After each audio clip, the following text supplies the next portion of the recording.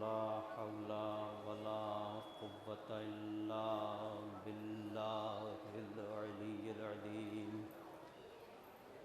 أعوذ بالله من الشيطان اللعين الرجيم بسم الله الرحمن الرحيم الحمد لله رب العالمين والصلاة والسلام والتحية والإكرام على النبي الأمي المكي المدني القرشي الهاشمي الأبتهي الرسول المسدد والمحمود الأحمد والمصطفى الأمجد بالقاسم محمد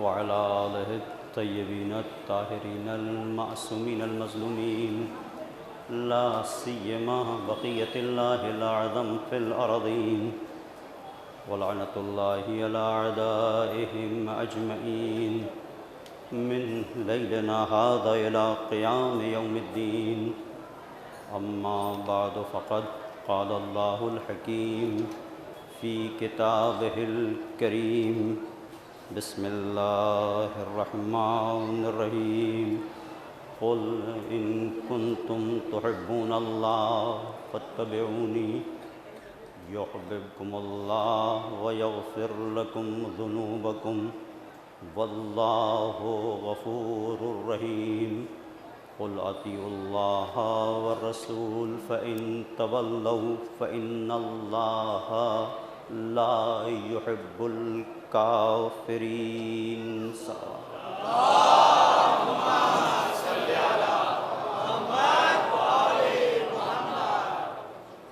سورہ آل عمران کی یہ 31 اور 32 نمبر کی دو آیاتیں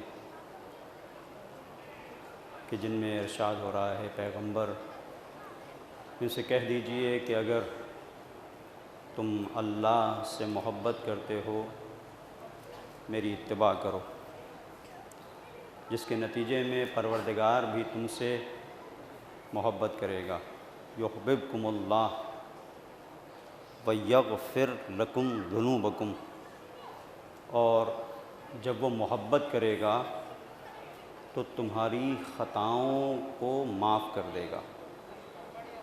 چونکہ اصول محبت یہ ہے کہ غلطیوں کو دل میں بسایا نہیں جاتا، درگزر کیا جاتا ہے۔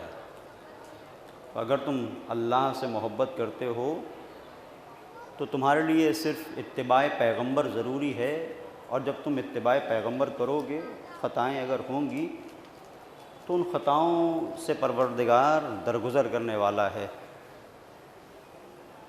اور اس اطاعت کی منزل پر اگر تم نہیں آئے فَإِن تَوَلَّوْا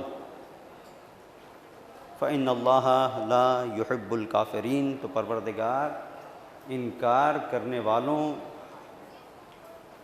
سے پھر محبت نہیں کرتا۔ بڑی عجیب منزل ہے، بات محبت کی ہے، اور اس حساس منزل پر ہے کہ گویا اگر پروردگار کی محبت کو تم ٹھکرا رہے ہو تو چاہے اسے مانو، لیکن یہ مکتب عشق ہے کہ محبت کی نظر میں اب تم اس کو ماننے کے باوجود بھی کافر ہو۔ فَإِن تَوَلَّوْا فَإِنَّ اللَّهَ لَا يُحِبُّ الْكَافِرِينَ، پروردگار کافروں سے محبت نہیں کرتا۔ بات تو یہاں پر یہ ہو ہی نہیں رہی ہے کہ ایک انسان نے کفر اختیار کیا یا خدا کا انکار کیا یا اس کے رسول کا انکار کیا۔ انکار توحید و رسالت کی بات نہیں ہے، بات یہ ہے کہ اگر تم نے اپنی محبت کا ثبوت اللہ اور اس کے رسول کی اطاعت سے نہ دیا تو گویا وہ محبت جو پروردگار تم سے کر رہا ہے تم نے اسے ٹھکرایا، اور محبت کو ٹھکرانے والا ہماری نظر میں کافر ہے۔ تو یہ ایک قابل غور مرحلہ ہے۔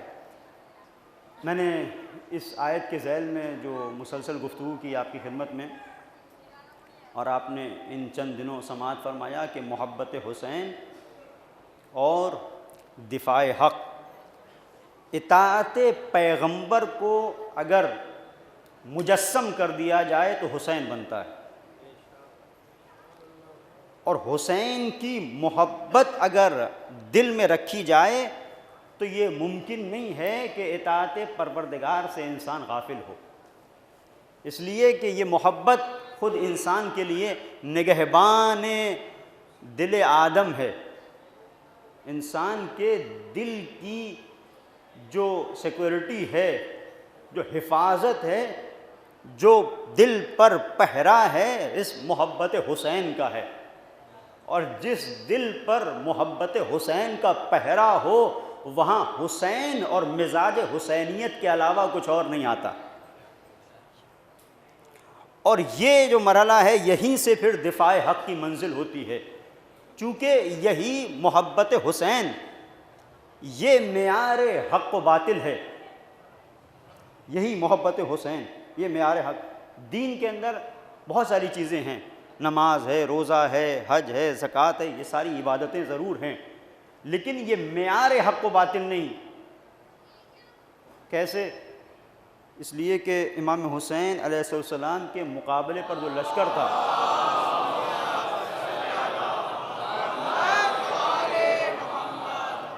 اس لشکر میں ایسے لوگ تھے جن کی پیشانی پر سجدوں کے نشان تھے، قرآن کی تلاوت کرنے والے، حافظ قرآن، یہ سب تھے۔ اور یہیں سے ایک بات پتہ چلتی ہے، محبت حسین سے ہٹ کر انسان حافظ قرآن تو ہو سکتا ہے، محافظ قرآن نہیں ہو سکتا۔ حافظ قرآن ہونا اور ہے، محافظ قرآن ہونا اور ہے۔ تو نماز وہ لوگ بھی پڑھ رہے تھے، بہت سارے ایسے تھے، بڑے بڑے عجیب عجیب لوگ تھے، بعض کو حمامۃ المسجد، مسجدوں کا کبوتر کہا جاتا تھا، لیکن حسین کے قتل کے در پہ تھے۔ تو نماز کو دیکھ کر آپ یہ نہیں کہہ سکتے کہ یہ دلیل حقانیت ہے، یہ انسان بالکل صحیح ہے۔ روزے کو دلیل حقانیت نہیں بنا سکتے، ہاں حسینیت دلیل حقانیت ہے۔ 72 حسین کے ساتھ تھے اور یہ حق کے خیمے میں تھے، جدھر جدھر حسین جائیں وہاں وہاں جانا، یہ دلیل حقانیت ہے۔ جہاں جہاں سے حسین گزر جائیں وہاں وہاں سے گزر جانا اور نہ اٹکنا، یہ دلیل حقانیت ہے۔ توجہ کیجئے گا، ایک مقام تک لے کے جانا چاہتا ہوں، ورنہ جیسے کل یزید کے لشکر میں تھا، آج بھی آپ نے دیکھا ہوگا جب ماہ مبارک رمضان آتا ہے تو بہت ساری افطار پارٹیاں ہوتی ہیں۔ یہ جو افطار پارٹیاں ہوتی ہیں، یہاں سے آپ لے کر چلیں وائٹ ہاؤس تک جائیں گے، وہاں پہ بھی افطار پارٹی ملے گی۔ افطار پارٹی تو وائٹ ہاؤس میں ملے گی، ذکر حسین نہیں ملے گا۔ دلیل حقانیت ہے یہ ذکر حسین، تو اس کے ذریعے سے آپ پہچانیں گے کہ حق پر کون ہے اور باطل پر کون ہے۔ یہ محبت حسین ایک بڑا سرمایہ ہے۔ تو میں اپنے جوانوں سے عرض کر رہا ہوں، یہاں تک اگر ہم پہنچے کہ ایک بڑا سرمایہ ہے جو حق و باطل کے درمیان فرق کرتا ہے، اور یہ بہت بڑی چیز ہے کہ حق و باطل کے درمیان ہم تشخیص پیدا کر سکیں اور شناخت تو حق کدھر ہے اور باطل کدھر ہے، شناخت بہت ضروری ہے۔ یہاں پر آیت اللہ، ایک بزرگ شخصیت گزری ہے، آیت اللہ ہے شہید بہشتی، جنہوں نے ایک بہت خوبصورت، رضوان اللہ تعالیٰ علیہ، بہت خوبصورت جملہ کہا ہے۔ یہ کتنا اہم ہے حق و باطل کی شناخت۔ وہ ایک مقام پر کہتے ہیں کہ انسان جو مر جاتا ہے، اس کی سانس آنا بند ہو جائے، حرکت قلب اگر بند ہو جائے، دل کی دھڑکن، تو اب یہ مر گیا۔ اور عام طور پر ہم کہتے ہیں کہ بھئی انسان مر گیا تو نبض دیکھتے ہیں، نبض اگر نہیں چل رہی ہے، دل کی دھڑکن اگر رک گئی تو کیا ہے کہ انسان مر گیا۔ انہوں نے بہت خوبصورت انداز سے ایک بات کی وضاحت کی ہے، توجہ کیجیے گا. کہتے ہیں کہ اگر ایسے انسان مر گیا تو بلی بھی ایسے ہی مرتی ہے، چوہا بھی ایسے ہی مرتا ہے، گائے بھینس بھی ایسے ہی مرتی ہے. دل کی دھڑکن بند ہو گئی، مر گئے. تو انسان اور جانور کی موت میں کوئی فرق نہیں ہوا. اس کا مطلب یہ ہے کہ یہ بدن کی موت ہے. حقیقت میں کب مرتا ہے؟ پوری توجہ کیجیے گا جہاں جہاں تک میری آواز جا رہی ہے. بہت خوبصورت جملہ انہوں نے کہا کہ حقیقت میں انسان اس دن مر جاتا ہے جب اسے پتہ نہ چلے حق کہاں ہے باطل کہاں ہے.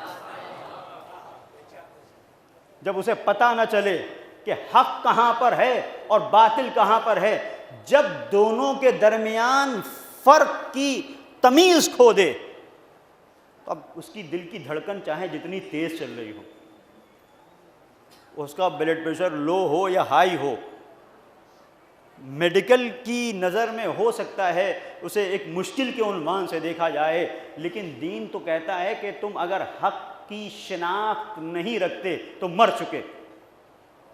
اس لیے تو بہت توجہ کیجیے گا، اس لیے کہ جو مرا ہوا انسان ہے، اگر کوئی حملہ ہو، اس کی قیمتی چیز کے اوپر بھی کوئی حملہ ہو جائے تو اسے کوئی فرق نہیں پڑتا. اس کے گلے میں ایک بہت قیمتی مثلا ہار پڑا ہوا ہے، مرا ہوا انسان ہے، آپ چھین لیں. اس کے ہاتھ میں کچھ ہے، اسے چھین لیں. گھڑی ہے بہترین، اچھا موبائل ہے، چھین لیں. مر گیا تو اس سے آپ لیں گے یا اس کے قریبی لوگوں پر آپ حملہ کریں تو وہ نہ بول سکتا ہے نہ دفاع کر سکتا ہے. عزیزو 72 نے یہی بتایا، جب دین پر حملہ ہوا تو حسین کے ساتھ اٹھے وہ 72 جو حق کو پہچان رہے تھے، جو زندہ تھے، اور باقی وہ تھے جو مر چکے تھے. تو مرا ہوا اس پر حملہ کرو یا اس کے دین پر حملہ کرو، وہ اٹھ کر مقابلہ نہیں کرے گا، مقابلے پر وہی آئے گا جو زندہ ہوگا. صلوات پڑھ دے محمد اور آل محمد پر.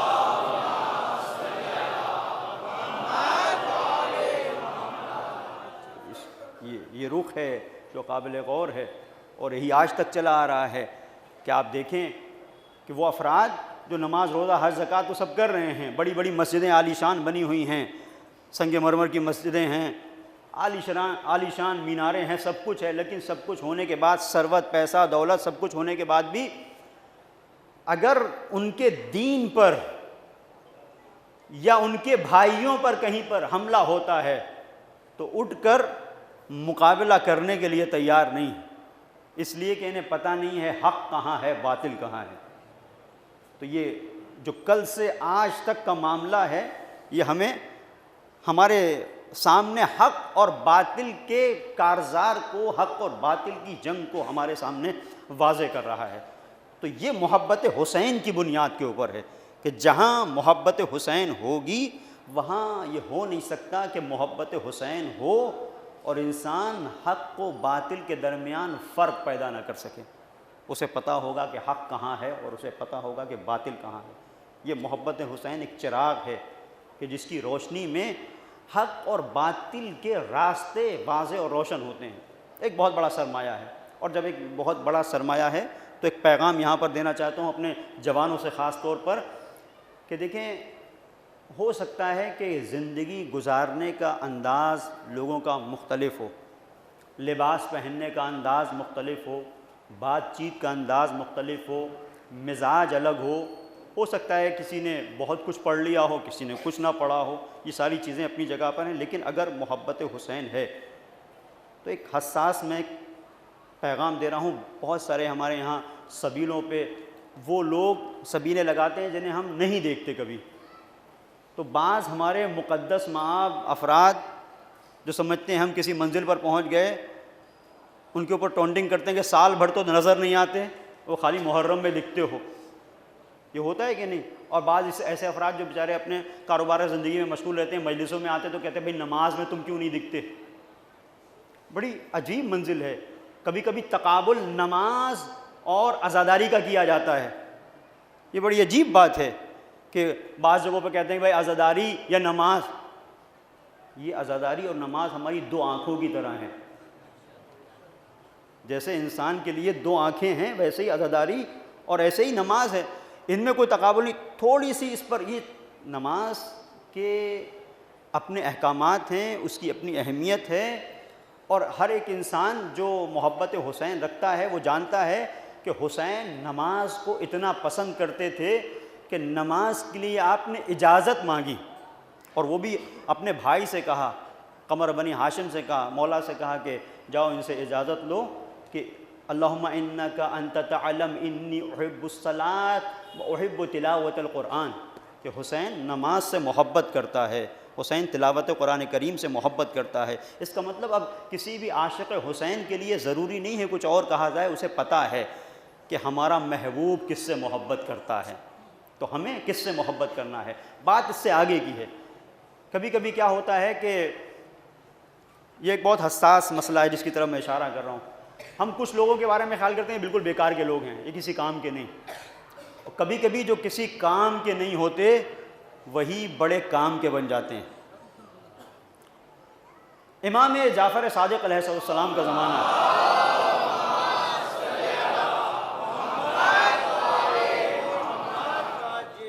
مفضل بن عمر مولا کے خاص صحابی ہیں۔ اب ان کا طریقہ کیا تھا، بہت توجہ کیجیے گا، بعض لوگ اپنے ذہن اور اپنی سوچ کے مطابق چاہتے ہیں کہ دوسرے بھی چلیں۔ بہت سارے ایسے بھی ہیں کہ علماء کے پاس آتے ہیں کہ بھئی آپ فلاں فلاں کے ساتھ اٹھتے بیٹھتے ہیں، یہ لوگ اچھے نہیں ہیں، تھوڑا لحاظ کیجیے۔ ظاہر ہے اگر کوئی گناہوں میں ملوث ہے اور مسلسل کھل کر گناہ کر رہا ہے تو دین نے کہا ہے اس کے ساتھ احتیاط کرو، یہ اپنی جگہ پر ہے، لیکن صرف ظاہر کو دیکھ کر کچھ لوگوں سے دور ہو جانا، میں اس کو بیان کر رہا ہوں، یہ بہت اہم ہے عزیزوں۔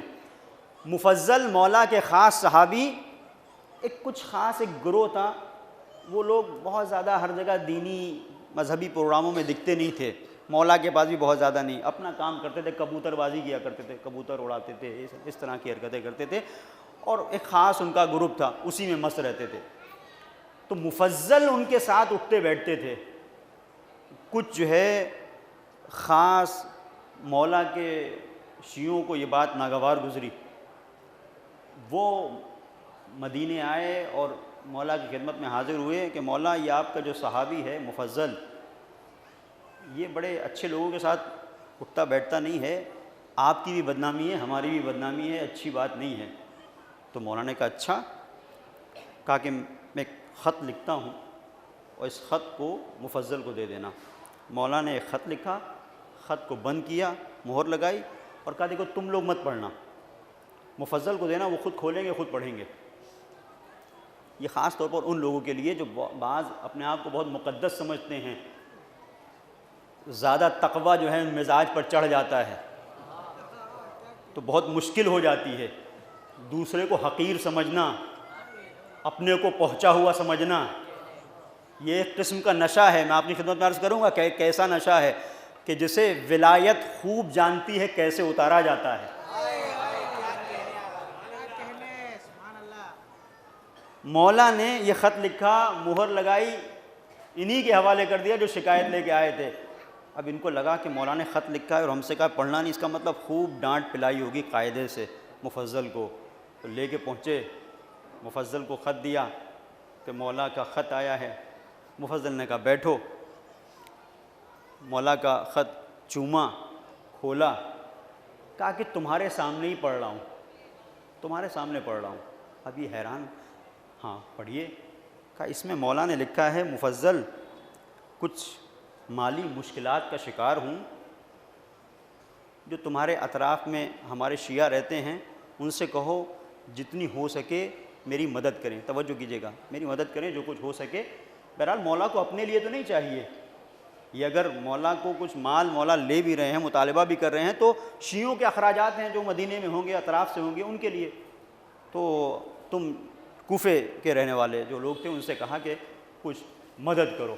اب یہ جتنے بھی یہ بڑے بڑے شیعہ تھے، بڑے بڑے مقدس، ایک دوسرے کو دیکھ رہے ہیں، انہیں شکایت کرنا تو آتا ہے لیکن ولایت کی آواز پر لبیک کہنا نہیں آتا۔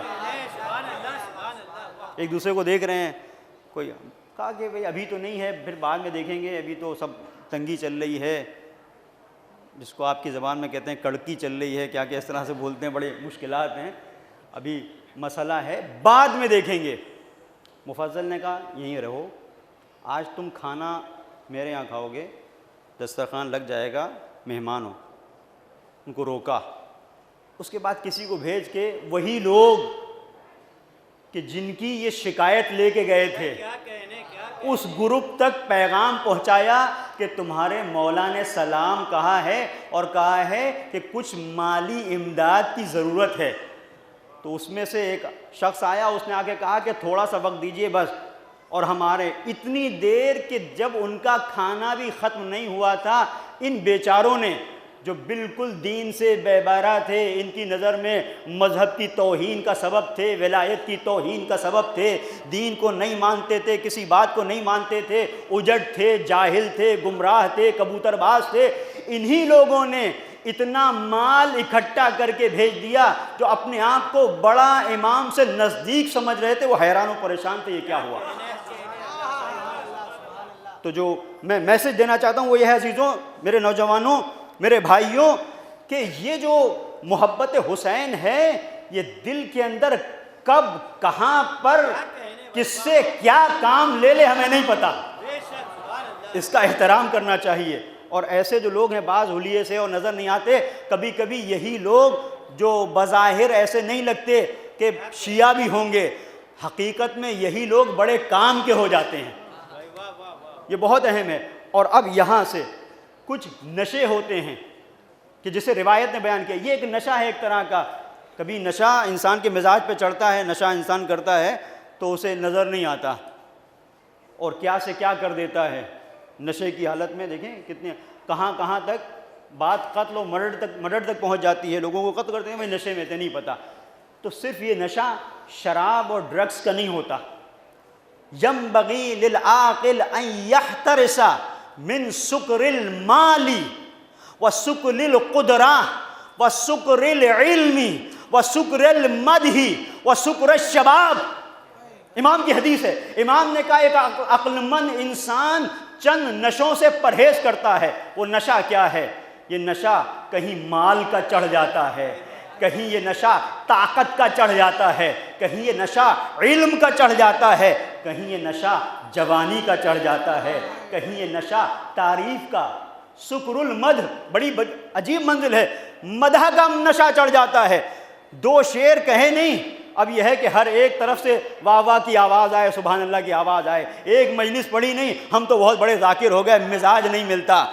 تو یہ جو نشہ ہے یہ بڑا خطرناک ہے۔ امام نے کہا کہ یہ نشے وہ ہیں کہ جن سے پرہیز کی ضرورت ہے، چاہے وہ نشہ مال کا ہو، چاہے وہ نشہ طاقت کا ہو۔ اور نشوں کی بات تو میں بعد میں کروں گا، آپ کے سامنے ہے طاقت کا نشہ۔ ہم نے دیکھا آج کی دنیا میں ایک بڑی طاقت، جسے طاقت کا بھی نشہ تھا، جسے مال کا بھی نشہ تھا، حسینیوں نے طاقت کے نشے کو بھی کافور کیا، مال کے نشے کو بھی کافور کیا۔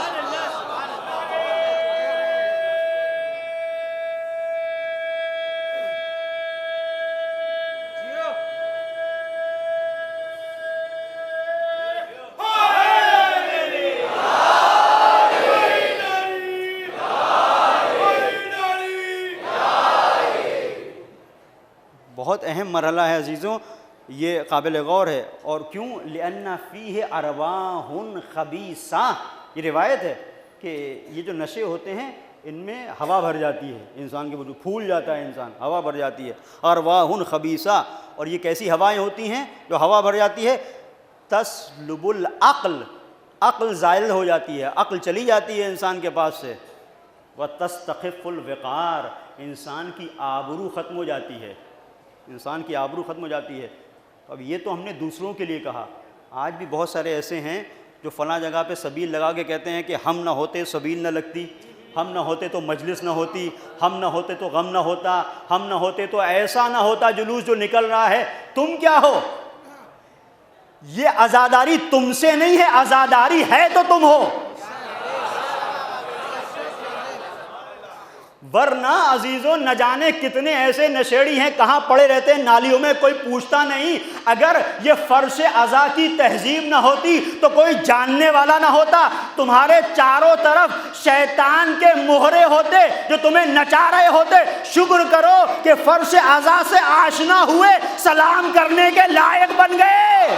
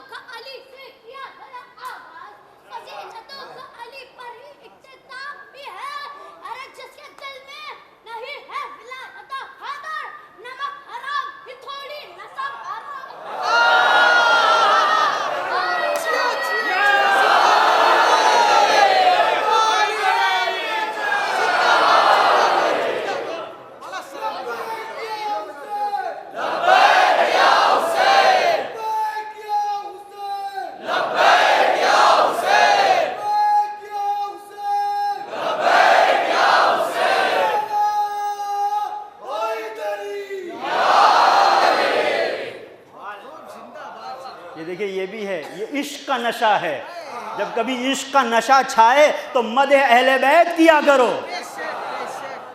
اور اسی لیے ہم یہاں پر لبیک یا حسین کہتے ہیں، اسی لیے اپنے عشق کا اظہار کرتے ہیں، اپنے اس عشق کا اظہار کرتے ہیں۔ بڑی عجیب بات ہے کہ دیکھیں ایک نشے کی خصوصیت ہے، ایک شخص نے کہیں پر اس سے نقل کیا تھا، میں نے کہیں پڑھا، بڑی دلچسپ بات ہے، اس کو توجہ کیجئے گا۔ آج کل بڑی مشکل یہ ہو گئی ہے کہ مثال دے کے کسی بات کو سمجھانا چاہو تو بعض لوگ اسے جوڑ دیتے ہیں کہ بھائی یہاں آپ نے تقابل کر لیا فلاں۔ یہ تقابل و قابل نہیں ہے، یہ کچھ چیزیں ہیں جن کو سمجھانے کی کوشش کی جاتی ہے۔ مثال میں تقابل وہاں پر ہوتا ہے جہاں اہل بیت کے مقابلے پر آپ کسی چیز کو لے کے آئیں، اور ہماری نظر میں کوئی شے ایسی نہیں ہے، دنیا کی کوئی ہستی کہ جس سے ہم اہل بیت کا تقابل کر سکیں۔ مثلاً بعض لوگوں کو کچھ جگہوں پر بعض لوگوں نے اعتراض کیا، بعض باتوں پر وہاں یہاں سے چھیڑنے کی ضرورت نہیں ہے۔ میں ایک مثال دے رہا ہوں، بعض مقامات پر ہم مثلاً آیت اللہ العظمیٰ سیستانی کا تذکرہ کرتے ہیں یا رہبر انقلاب اسلامی کا تذکرہ کرتے ہیں، کوئی بات کہتے ہیں تو لوگ سمجھتے ہیں کہ اہل بیت سے جوڑ دیا، قطعاً نہیں۔ آپ اس کو دیکھیں خود، میں آپ کی خدمت میں ایک جملہ رہبر انقلاب اسلامی کا عرض کر رہا ہوں جو اس بات کو بیان کرنے کے لیے کافی ہے کہ عشق اہل بیت کس طریقے سے اس 86 سال کے بوڑھے کے سینے میں موجزن ہے۔ وہ جملہ کیا ہے؟ وہ کہتے ہیں کہ جب کبھی میرا نام سلمان، بوذر اور قمبر کے ساتھ آتا ہے، ان کی کلپ موجود ہے، کہتے ہیں کہ جب کبھی میرا نام بوذر، سلمان اور قمبر کے ساتھ آتا ہے میرے روئیں کھڑے ہونے لگتے ہیں۔ قمبر کہاں، سلمان کہاں، بوذر کہاں؟ اور کہتے ہیں کہ ہم اگر خاک پائے بوذر بھی ہو جائیں تو ہمارے لیے یہ بڑا مقام ہے۔ اگر خاک، تو یہ مراجع وہ ہیں جن کے لیے انڈرسٹوڈ ہے، اس کی تو یہ بات ہی نہیں ہے، اور جو وہ کہتے ہیں ہم اسی کو مانتے ہیں۔ ایسا نہیں کہ ہم اس کے بعد بھی کہیں نہیں آپ کا مقام نہیں، یہ جو بھی منزلت ہے یہ اسی بنیاد کے اوپر ہے۔ یہ کہتے ہیں کہ قمبر کی جوتیاں ہمارے سروں پر، تو ہم کہتے ہیں جس کے سروں پر قمبر کی جوتیاں ہم اسے اپنے سر پر بٹھاتے ہیں، چونکہ یہ قمبر کی جوتیوں کا قائل ہے کہ وہ اس کے سر پر ہوں، اور یہ اس منزل پر ہیں۔ تو جو عشق کی منزل ہے، میں آپ کی خدمت میں جو مثال دینا چاہ رہا تھا وہ یہ ہے کہ نشہ مختلف ہوتا ہے۔ بعض مرتبہ ایسا ہوتا ہے جو میں نے آپ کی خدمت میں عرض کیا کہ مثال کہ ایک صاحب انہوں نے نقل کیا، ایک خطیب ہے، کہنے کہ میں ایک جگہ سے گزر رہا تھا کہ ایک خرابے پر ایک شخص کھڑا ہوتا، شراب کا نشہ تھا اور وہ اس میں جھوم رہا تھا، اور میں نے دیکھا کہ ایک عمارت ہے جو بوسیدہ ہے، اس کے اوپر گر سکتی ہے، تو میں نے اس سے کہا کہ بھائی تم نشے کی حالت میں ہو، ہاتھ دو، میں تمہاری مدد کروں۔ تو اس نے کہا، وہی نشے کی خاص حالت میں، اب ممبر کا احترام مانے ہے، تو انداز کیا ہو سکتا ہے آپ اسے خود سمجھ سکتے ہیں. اس نے پلٹ کے اس سے کہا مجھے تو مدد کی ضرورت نہیں ہے, تمہیں ہے تو بتاؤ. یہ ظاہری نشہ ہے جو کبھی چڑھتا ہے کبھی اتر جاتا ہے. لیکن اس سے ایک بات پتہ چلی کہ نشہ جو ہوتا ہے کچھ دیر کے لیے انسان کو ایک ایسی منزل پر پہنچا دیتا ہے کہ وہ بے نیاز ہو جاتا ہے. وہ سمجھتا ہے کسی چیز کا ہمیں کوئی مطلب نہیں, کسی چیز کی کوئی ضرورت نہیں. یہ جھوٹا نشہ ہے. اب اگر کسی کے ذہن و دل و دماغ پر عشق علی کا حقیقی نشہ آ جائے تو اس سے تم کہو گے تمہیں مدد چاہیے, تو کہے گا نہیں مجھے مدد کی ضرورت نہیں ہے, ہم مشکل کشا کے ماننے والے ہیں. عشق علی کا نشہ دنیا سے کہتا ہے تم بتاؤ تمہیں کیا مدد کی ضرورت ہے, ہمیں مدد کی ضرورت نہیں ہے.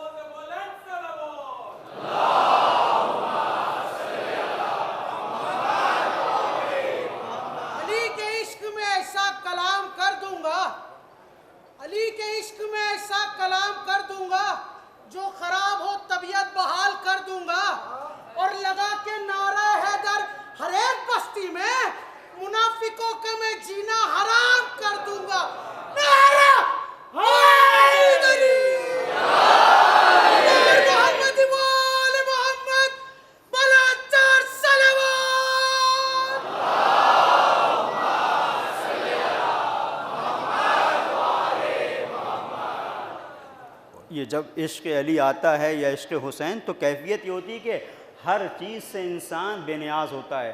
اب آپ دیکھ لیں اسی دنیا میں مسلسل, میں اس کی طرف جانا نہیں چاہتا لیکن مثالیں اپنے آپ آتی ہیں, جب کبھی کہیں جنگ ہو اور کچھ ایسے حالات ہوں جو خراب ہوں تو ایک ملک دوسرے ملک سے مدد مانگتا ہے.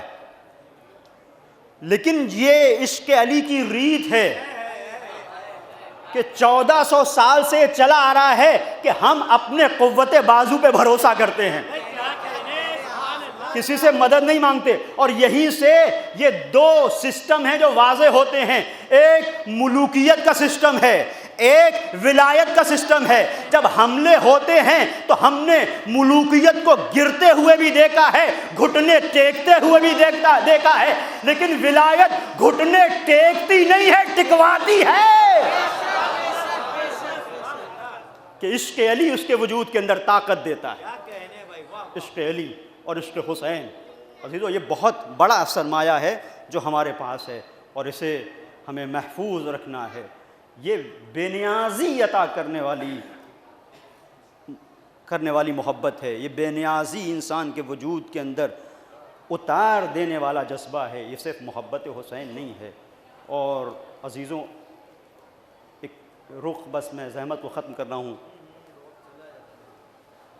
اور وہ یہ کہ یہ وہ عشق ہے اور یہ وہ محبت ہے. اگر انسان کے وجود کے اندر اگر یہ سرمایہ اس کے رگ و ریشے میں سرایت ہو جائے تو وہ چیز جو بہت کڑوی ہوتی ہے اس کے لیے میٹھی بن جاتی ہے, اس کے لیے میٹھی بن جاتی ہے. اب آپ اسے دیکھیں کہ جب سوال ہوا ایک 13 سال کے نوجوان سے کیف الموت عندک, بیٹا تمہاری نظر میں موت کیسی ہے, تو عشق علی تھا, محبت حسین تھی, پلٹ کے جواب دیا احلی من العسل, شہد سے زیادہ شیریں ہے. بتایا قاسم نے کہ شہد سے زیادہ شیریں ہے, اور عملی تفسیر کی علی اصغر نے کہ کیسے شیریں ہے. جزاکم ربکم خیر الجزا. خدا کسی غم میں نہ رولائے سوائے غم حسین. عزیزوں سن 50 ہجری یہ بچہ محض 3 سال کا ہے جسے قاسم کہا گیا, اور امام حسن مجتبیٰ کا آخری وقت ہے, زہر پورے بدن میں سرایت کر گیا. منزل یہ ہے کہ بہن سے تشت لانے کے لیے کہا، بہن نے تشت لا کے دیا، ایک مرتبہ کیا دیکھا، حسن کے جگر کے ٹکڑے تشت میں گر رہے ہیں۔ اس منزل پر ایک ماں اس 3 سال کے بچے کو لے کے آئی، بابا کی یہ کیفیت، مولا نے اپنے بچے کو قریب کیا اور قریب کرنے کے بعد ایک وصیت کی کہ بیٹا جب عاشور کا دن آئے اور قربانیاں سجیں تو پیچھے نہ رہنا۔ ایک تعویذ تھا جو امام مجتبیٰ نے اپنے بیٹے کے بازو پر باندھ دیا، بیٹا جب کبھی کوئی مشکل گھڑی آئے تو تعویذ کو کھول لینا، جس کا حسین جیسا چچا ہو، عباس جیسا چچا ہو، بیٹے سے بڑھ کر محبت کی، کوئی مشکل نہیں آئی۔ بس ہاں ایک مرحلہ جب یہ قافلہ کربلا پہنچ گیا اور معرکہ کارزار گرم ہوا تو قاسم جو 13 سال کے ہیں اپنے چچا کی خدمت میں حاضر ہوئے کہ چچا مرنے کی اجازت دے دیجیے۔ اب مولا اجازت نہیں دیتے، بہت کہا، اجازت نہیں دی۔ ایک مرتبہ آئے اور آنے کے بعد خیمے میں اپنے پیروں میں سر ڈال کے بیٹھ گئے، سوچ رہے تھے کہ کیا کروں۔ ایک مرتبہ دیکھا کہ ماں کھڑی ہے، اماں آنکھوں میں آنسو، بیٹا کیا ہوا؟ کہا چچا اجازت نہیں دیتے۔ شاید ماں نے اشارہ کیا ہو، اے بیٹا یہ جو بازو پر تعویذ بندھا ہوا ہے یہی اجازت کا پروانہ ہے۔ ایک مرتبہ اسے کھولا اور لے کے آئے اپنے مولا کے پاس۔ اب مقتل کا ایک جملہ ملتا ہے، چچا کے پاس جب آئے ہیں قاسم، فلم یزل یتقبل رجلے، مسلسل مولا کے ہاتھوں کا بوسہ لیا، اس کے بعد قاسم پیروں پہ گر گئے، پیروں کو چومتے جاتے ہیں کہ مولا اب تو اجازت دیں گے۔ کسی شاعر نے کہا قاسم رضائے جنگ زبانی نہ مانگیے، قاسم رضائے جنگ زبانی نہ مانگیے، بھائی کو اپنے بھائی کی تحریر چاہیے۔ عزیزو یہ جو تعویذ تھا کھول کے سید الشہداء کی بارگاہ میں دیا، اب جو دیکھا تو کیا لکھا تھا۔ آپ دیکھتے ہیں دنیا میں جب بیٹے جاتے ہیں تو باپ یا ماں تعویذ باندھتے ہیں بازو پر۔ یہ تعویذ کیوں ہوتا ہے؟ سلامتی کے لیے، تاکہ بیٹا واپس آ جائے۔ یہ محض کربلا ہے جہاں تعویذ واپسی کے لیے نہیں ہے، باندھا گیا کہ بیٹا واپس نہ آنا۔ اب جو حسین نے کھولا، بسم اللہ الرحمن الرحیم، یا بنی قاسم اذا کان یوم عاشورا، جب عاشور کا دن آئے، وَأَمُّكَ الْحُسَيْن فِي كَرْبَلَا وَأَحَاطَتْ بِهِ الْأَعْدَاءُ، اور تمہارے چچا کو چاروں طرف سے دشمن گھیر لے، فَلَا تَتْرُكِ الْبِرَازَ، تو ہرگز ہرگز حسین کی راہ میں جنگ کرنے سے پیچھے نہ ہٹنا۔ وَلَمَّا نَهَاكَ أَمُّكَ الْحُسَيْن، اور اگر حسین تمہیں منع کریں، عجیب منزل ہے، تو لکھا تھا أَعْوِدْهُ حَتَّى تَسْتَأْذَنَ، تو اتنی بار پلٹ کے جانا کہ حسین اجازت دیتی۔ اب یہ کون سا چچا اس تحریر کو پڑھنے کے بعد اپنے بھتیجے کو مشکل میں ڈالے گا؟ حسین کو پتا ہے ابھی اگر اجازت نہیں دوں گا تو میرے بھائی کی وصیت ہے، یہ بھتیجا بار بار آئے گا، آتا رہے گا، لہٰذا یہ وہ منزل تھی کہ ایک مرتبہ حسین کی آواز گونجی، اے بہن زینب ایک صندوق تو لے کے آؤ، حسن کا امامہ، حسن کی قبا۔ حسین نے قاسم کو سجا دیا، اور سجانے کے بعد اب مقتل میں ایک جملہ ملتا ہے، ایک مرتبہ امامے کا ایک سرا قاسم کے سینے پر ڈال دیا، اور اس کے بعد قاسم کے پیرہن کو چاک کر دیا۔ مولا اتنا سجانے کے بعد پیرہن کو چاک کیوں کیا؟ ایک مرتبہ آواز دی، نشانی ہے کہ قاسم یتیم حسن ہے، یہ قاسم یتیم ہے۔ مقتل میں جملہ ملتا ہے کہ قاسم کا سن کتنا تھا؟ لم یبلغ الحلم، قاسم ابھی بلوغ کی منزلوں تک نہیں تھے، 13 سال کا سن تھا۔ آئے ابو الفضل عباس کے ساتھ سوار کیا، قاسم اتنے کم سن تھے کہ پیر رکابوں تک نہیں جا رہے تھے، لیکن میدان میں آئے اور یہ کہتے ہوئے آئے کہ میرے چچا کو تم نے تنہا سمجھ رکھا ہے، میں حسن مجتبیٰ کا بیٹا ہوں۔ آگے بڑھتے رہے، حملہ کرتے رہے۔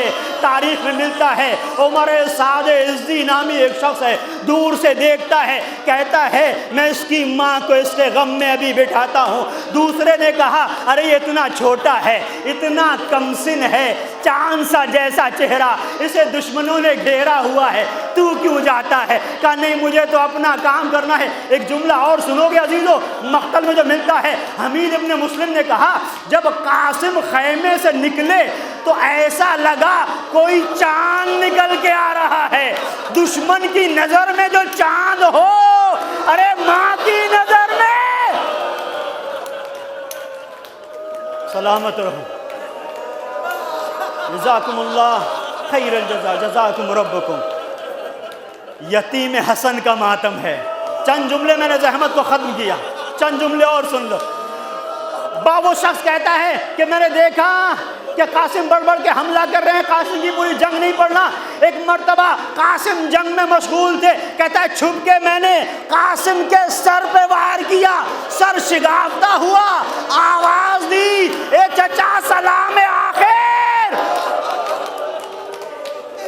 حسین نے عباس سے کہا عباس چلو، یہ وہ شہید ہے جس کو لینے کے لیے ابو الفضل عباس علمبردار لشکر حسینی قمر بنی ہاشم اور حسین دونوں چلے۔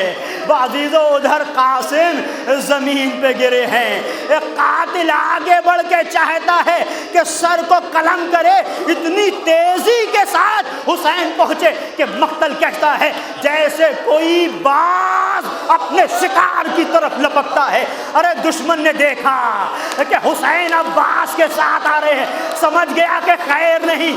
عزیزو قاتل نے آواز دی ارے مجھے بچاؤ، مجھے بچاؤ کہ حسین آ رہے ہیں، عباس کے ساتھ آ رہے ہیں۔ عزیزو غضب ہو گیا، ارے ادھر کے گھوڑے ادھر۔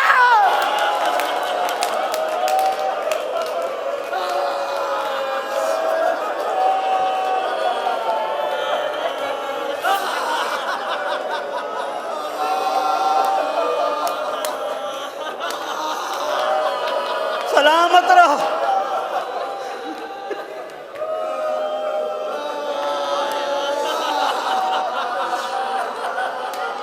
کوئی بچہ اس دنیا سے رخصت ہو جائے تو ہمارے یہاں گریہ ہوتا ہے، گریہ کرتے ہیں۔ اگر وہ یتیم ہو تو گھر کے سارے لوگ روتے ہیں کہ باپ کا سایہ نہ تھا،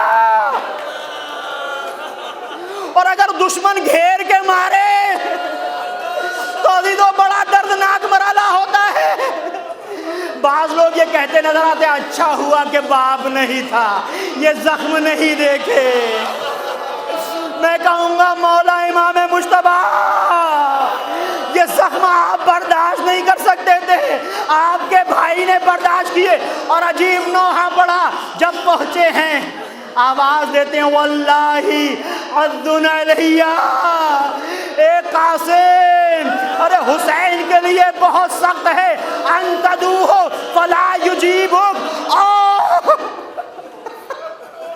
عجیب جملہ ہے، کہتے ہیں بہت سخت ہے میرے لال کہ حسین کو آواز دو، نہ پہنچ سکے، اور جب پہنچے تو اس منزل پر کہ تمہاری کوئی مدد نہ کر سکے۔ عزیزو ایک مرتبہ کیا کیا، ارے ٹکڑے ٹکڑے کر دیا تھا دشمنوں نے۔ قاسم کی لاش کو اٹھایا، وضع علی صدرے، اپنے سینے سے لگا لیا۔ راوی کہتا ہے میں دیکھ رہا تھا کانی انظر الی رجلی الغلام یخطان فی الارض، ارے میں دیکھ رہا تھا حسین لے کے جا رہے تھے، پیر زمین پہ خط دے رہے تھے۔ چنانچہ 2 جملے میں نے مجلس کو ختم کر دیا۔